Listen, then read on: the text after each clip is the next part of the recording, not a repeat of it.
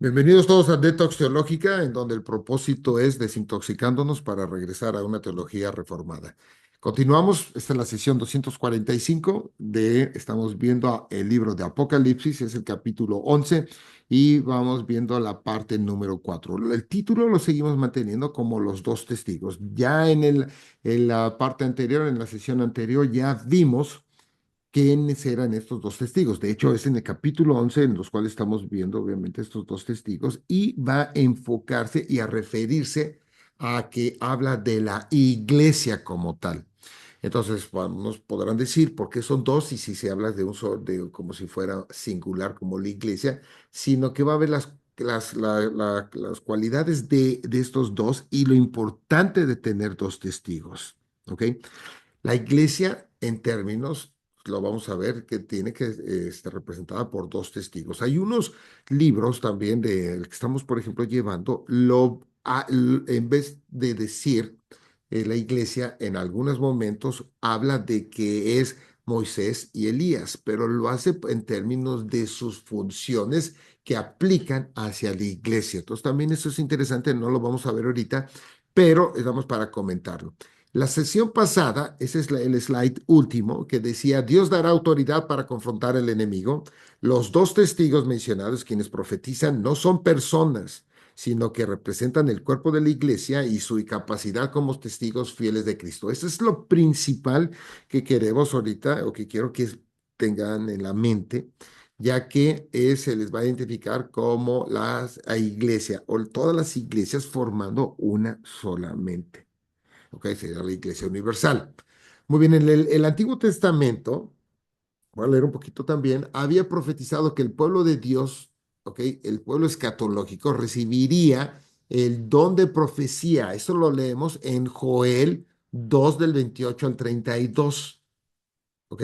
Este don de profecía. Y la primera comunidad cristiana había entendido que esa profecía y se había iniciado su cumplimiento en ellos, y lo vemos en Hechos 2 al 21. Así que en Joel 2 28 al 32 es lo que está escrito y dice, y después de esto, derramaré mi espíritu sobre toda carne.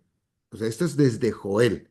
Y profetizarán vuestros hijos y vuestras hijas, vuestros ancianos soñarán sueños y vuestros jóvenes verán visiones, y también sobre los siervos y sobre las siervas derramaré mi espíritu en aquellos días, y daré prodigios en el cielo y en la tierra, sangre y fuego y columnas de humo. El sol se convertirá en tinieblas y la luna en sangre antes de que venga el día grande y espantoso de Jehová. Este versículo lo hemos comentado y habla precisamente en Asia, lo que estamos viendo aquí en el día del juicio. Por eso es en el día grande y espantoso de Jehová.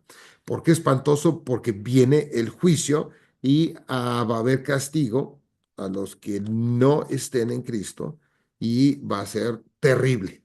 Y todo aquel que invocar el nombre de Jehová será salvo, porque en el monte de Sión y en Jerusalén habrá salvación, como ha dicho Jehová, y entre el remanente al cual él habrá llamado. Observen que dice el remanente, no dice y todo el mundo. Universalismo no existe y es una doctrina equivocada.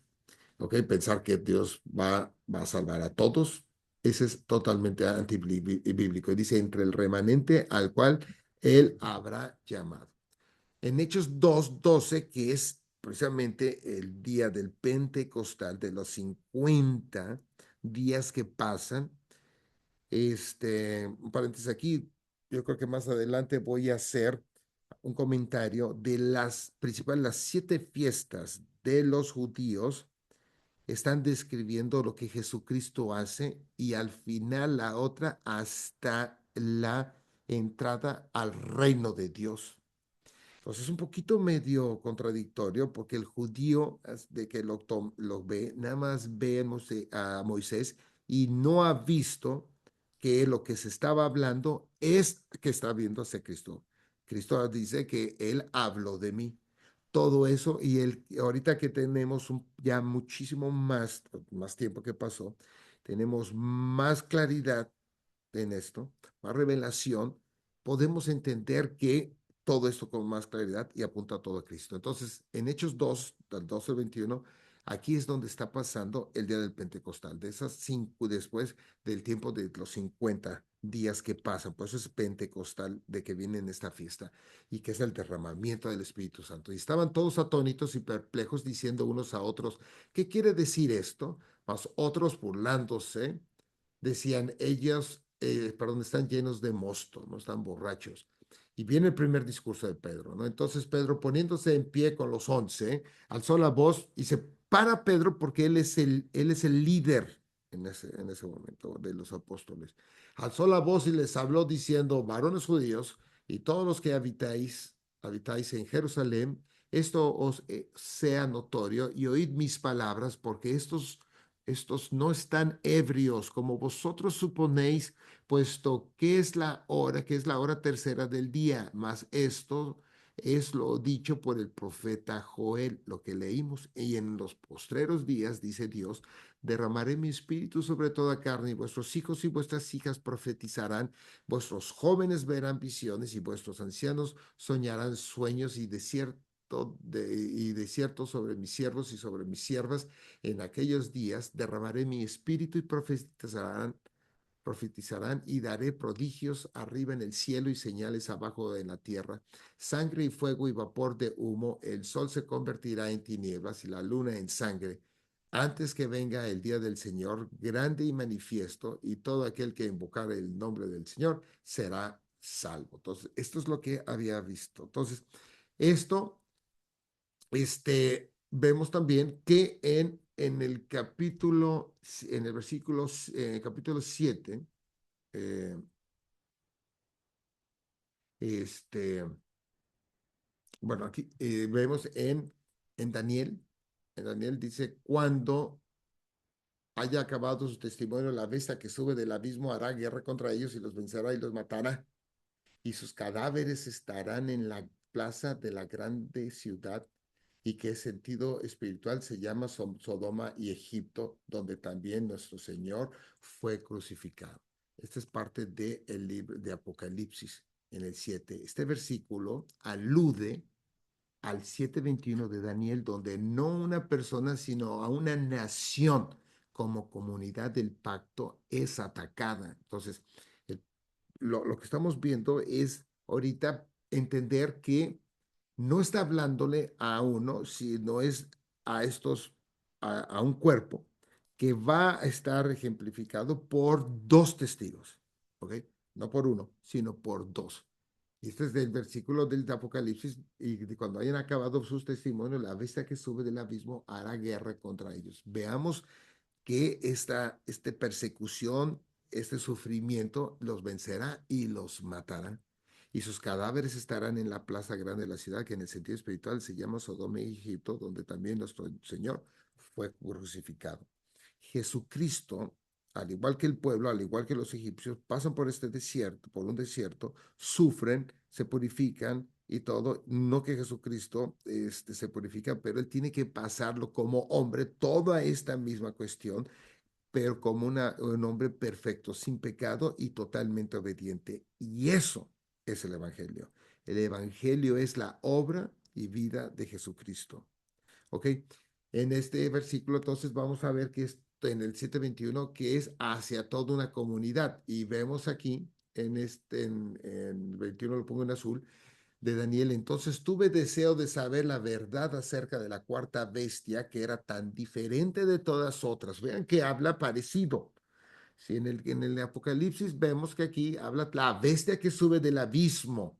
En Daniel habla también de una bestia, pero habla más, de más bestias, cuando la bestia, que era tan diferente de todas las otras, espantosa en gran manera, que tenía dientes de hierro y uñas de bronce, que devoraba y desmenuzaba y las sobras hollaba con sus pies, así mismo acerca de los 10 cuernos que tenía en su cabeza y del otro que le salía, que le había salido delante del cual había caído tres, y este mismo cuerno tenía ojos y boca que hablaba grandes cosas y parecía más grande que sus compañeros. Vemos que son todos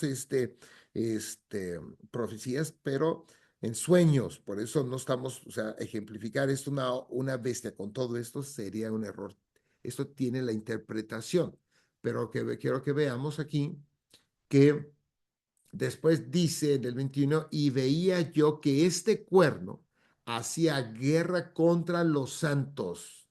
¿Ok? Lo más o menos lo que está viendo, lo que se ve en el 7.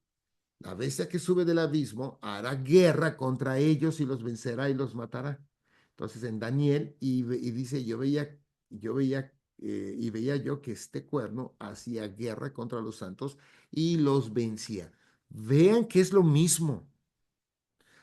Por eso Juan está utilizando el Antiguo Testamento para poder hablarles a este público que él tiene en su tiempo, y al que les están hablando sí lo entienden, porque ellos comprenden todos estos versículos que estamos viendo ahorita del Antiguo Testamento. Hasta que vino al anciano de días y se dio el juicio a los santos del Altísimo, y llegó el tiempo y los santos recibieron el reino.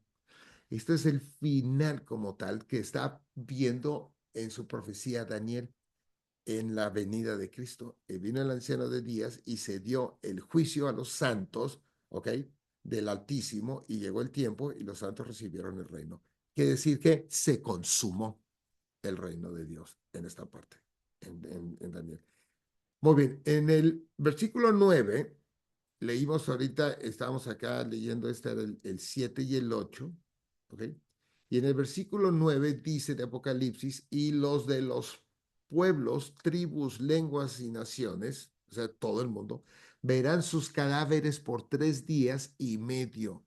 Estos tres años y medio, y no permitirán que sean sepultados, y los moradores de la tierra se regocijarán sobre ellos y se alegrarán y se enviarán regalos unos a otros, porque estos dos profetas habían atormentado a los moradores de la tierra, pero después de 3 días y medio entró en ellos el espíritu de vida enviado por Dios, y se levantaron sobre sus pies, y cayó gran temor sobre los que los vieron, y oyeron una gran voz del cielo que les decía, subid acá, y subieron al cielo en una nube, y sus enemigos los vieron. En aquella hora hubo un gran terremoto, y la 10ª parte de la ciudad se derrumbó, y por el terremoto murieron en número de 7,000 hombres, y los demás se aterrorizaron y dieron gloria al Dios del cielo. Vean que ahora sí, el fracaso, la derrota aparente no lo es como tal. Y si con un poquito de paralelo, si lo veo con la cuestión de Jesucristo, también Jesucristo muere. La victoria de Jesucristo es por medio de la muerte, ¿ok? Y después obviamente va resucitando. Veamos que esto como cuerpo va a pasar otra vez, pero ya apuntando hacia la iglesia. Estos versículos indican que todo el mundo verá la derrota aparente de estos testigos, que solamente se entiende como el cuerpo entero de la iglesia, como cuestión de toda la iglesia universal, del todo el mundo. La profecía de los testigos por los 3 años y medio, en el versículo 13, es el mismo tiempo que la iglesia santa es hollada, y la mujer, en el capítulo que viene, en el 12:6, que representa también a la iglesia, y los que habitan en el cielo, en el 3:6, que ahorita lo vemos, están bajo presión.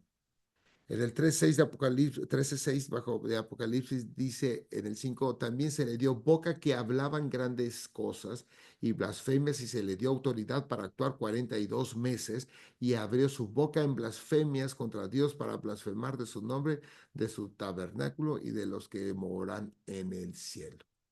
¿Ok? ¿Por qué? Porque también apunta hacia los que están en el cielo. ¿Ok? Es importante, por eso los que habitan, los de la iglesia y los que habitan en el cielo están bajo opresión. Pero ¿por qué dos testigos? Es el punto que vamos viendo ahorita. Para establecer una ofensa en contra de la ley. En Números 35, el concepto de dos testigos no es nuevo para el público que Juan está hablando. A lo mejor para nosotros es un poco difícil verlo. ¿Por qué? Porque no es nuestra cultura. Pero no, en Números 35:30 dice, no, estas cosas os serán por ordenanza de derecho por vuestras edades en todas vuestras habitaciones. Cualquiera que diere muerte a alguno, por dicho de testigos, más de uno, morirá el homicida. ¿Ok? ahí sí se va su testimonio va a ser efectivo y se va a escuchar. Más un solo testigo, no habrá fe contra una persona para que muera. ¿Ok? Si hay uno que lo vio, no le va a pasar nada. En otro pasaje en Deuteronomio 17:6, entonces sacarás a tus puertas al hombre o a la mujer que hubiere hecho esta mala cosa, sea hombre o mujer, y los apedrarás, y así morirán. Por dicho de dos o de tres testigos morirá el que hubiera de morir. O sea, por el dicho de dos o más de dos, entonces se toma como verdadero. No morirá por el dicho de un solo testigo, y la mano de los testigos caerá primero sobre él para matarlo y después la mano de todo el pueblo. Así que así quitarás el mal de en medio de ti. Entonces, estos dos testigos va a ser para que puedas, para hacerse eficaz, requiere de dos. ¿Ok? Y vemos la cuestión de para que sea eficaz y para que sea como testigo y que se crea. Este mismo principio de tener mínimo dos testigos se hace referencia, no los apunto todos, en Mateo 18:16, en Lucas 10 del 1 al 24, Juan 8:17, segunda, en Pablo obviamente también lo comunica, Corintios, 2 Corintios 13:1, Pablo también en 1 Timoteo 5:19. Dios envió dos ángeles, veamos, y va también para testificar en la resurrección. Lo vemos en Lucas 24:4. Y dicen los primeros 6 versículos, dice, el primer día de la semana, muy de mañana, vinieron al sepulcro trayendo las especias aromáticas que habían preparado y algunas otras mujeres con ellas. Y hallaron removida la piedra del sepulcro y entrando no hallaron el cuerpo del Señor Jesús. Y aconteció que estando ellas perplejas por esto, he aquí se pararon junto a ellas dos varones con vestiduras resplandecientes, dos varones. Entonces, para que tuviera veracidad lo que les va a decir, tenía que venir por dos, ¿ok? Creíble. Dice, con vestiduras resplandecientes, y como tuvieron temor y bajaron el rostro a tierra, les dijeron, ¿por qué buscáis entre los muertos al que vive? No está aquí, sino que ha resucitado. Acordaos de lo que os habló cuando aún estaba en Galilea. Lo importante no es ahorita ver todo el pasaje, ver que tenía que enviar dos. Hubiera hablado uno, porque después dice, nos dijeron dos varones que encontramos. Entonces, al decir dos, era creído. Si hubieran dicho, nos dijo un varón, no, no hubiera sido creído porque era parte de todo lo que ellos entienden. También otra en Hechos del 10 al 11, un poquito más atrás. Entonces los que se habían reunido le preguntaron diciendo, Señor, ¿restaurarás el reino a Israel en este tiempo? Estamos ahorita en la continuación de lo que Lucas escribe. Entonces, por eso ahorita todavía viene ahorita la ascensión. Y ellos aún así, vean, restaurarás el reino de Dios en este tiempo. Aún así estaban perdidos los apóstoles, totalmente perdidos. Viene después con más entendimiento, porque es en el capítulo 2 cuando ya viene el derramamiento del Espíritu Santo. Porque estaban, pues no, todavía esta pregunta es hasta ridícula. Y les dijo, no os toca a vosotros saber los tiempos o las sazones que el Padre puso en su sola potestad, pero recibiréis poder cuando haya venido sobre vosotros el Espíritu Santo y me seréis testigos, fíjense bien, en Jerusalén, en toda Judea, en Samaria y hasta lo último de la tierra. Esto que viene, obviamente, va apuntando, entra Pablo, Pablo lo extiende, esto es una tarea titánica que va para los apóstoles, y el que toma al que por eso ahora sí le dice este, que, que es, eh, que es especial para hacer este tipo de trabajo solamente Pablo, ¿ok? Y por eso Pablo va hasta España, porque en ese entonces era hasta los últimos de la tierra. Y habiendo dicho estas cosas, viendo los sellos, fue alzado y le recibió una nube. Fíjense, esto de la nube es importante. La nube, y si yo observo la nube, cuando entraba el sumo sacerdote en el tabernáculo, decía y descendía sobre la nube, ¿ok? Y ahora también sube y vemos cómo también va a bajar de la misma manera. Y dice, eh, y recibió una nube que lo ocultó de sus ojos, y estando ellos con los ojos puestos en el cielo, entre tanto que él se iba, he aquí se pusieron junto a ellos dos varones, no uno, con vestiduras blancas, ángeles, los cuales también les dijeron, varones Galileos, ¿por qué estáis mirando al cielo? Este mismo Jesús que ha sido tomado de vosotros al cielo, así vendrá como le habéis visto ir al cielo. Después, en Apocalipsis, solamente dos iglesias, lo que veíamos al inicio, se escapan de todo este tipo de acusaciones, de sus infidelidades, hechas aquí, y son no hechas por Cristo, pero hechas las acusaciones por Cristo. Estas dos iglesias, como representantes de la iglesia fiel, es claro de la identificación de los testigos proféticos como las lámparas, porque dice, hablando antes, eran esas lámparas, por lo que se tiene aquí la iglesia remanente fiel que testifica. Entonces, ahorita esto da muchísimo más sentido con todo lo que hemos estado viendo y espero que se vaya entendiendo. Así que les invito a que vuelvan a escuchar esta, esta, este, esta, esta sesión.